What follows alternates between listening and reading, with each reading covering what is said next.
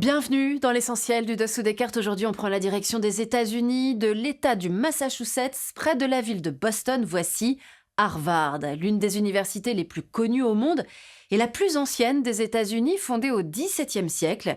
C'est aussi la première université du monde dans le classement de Shanghai. Elle est en train de devenir le symbole de l'offensive idéologique que mène Trump contre chercheurs et intellectuels et qui a débouché cette semaine sur une décision très concrète pour Harvard, le gel de 2,2 milliards de dollars de subventions que l'université devait recevoir de l'État fédéral. Harvard est une blague qui enseigne la haine et l'imbécilité et qui ne devrait plus recevoir de fonds fédéraux, avait déclaré Trump le 16 avril dernier. Une virulence qui cible particulièrement cet homme, Alan Garber, le président de Harvard, qui refuse de céder aux exigences de l'administration Trump, laquelle voulait désormais contrôler un certain nombre d'aspects de la vie universitaire. Au-delà de Harvard, Trump semble vouloir mener une véritable guerre anti-science et faire du même coup, vous allez voir, rétrograder les États-Unis dans la compétition internationale des cerveaux. Sortons nos cartes.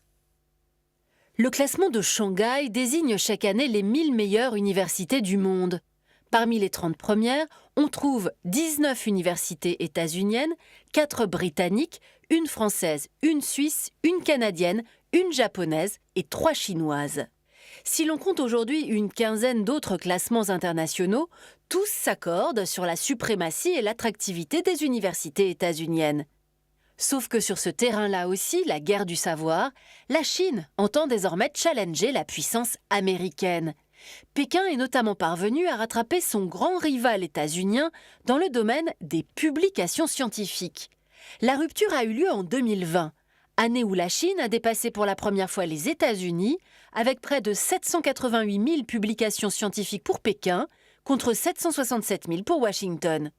Derrière ces deux grandes puissances, on trouve notamment le Royaume-Uni, l'Inde ou encore l'Allemagne. Au-delà, il existe désormais une compétition internationale pour être le pays qui attire le plus d'étudiants étrangers.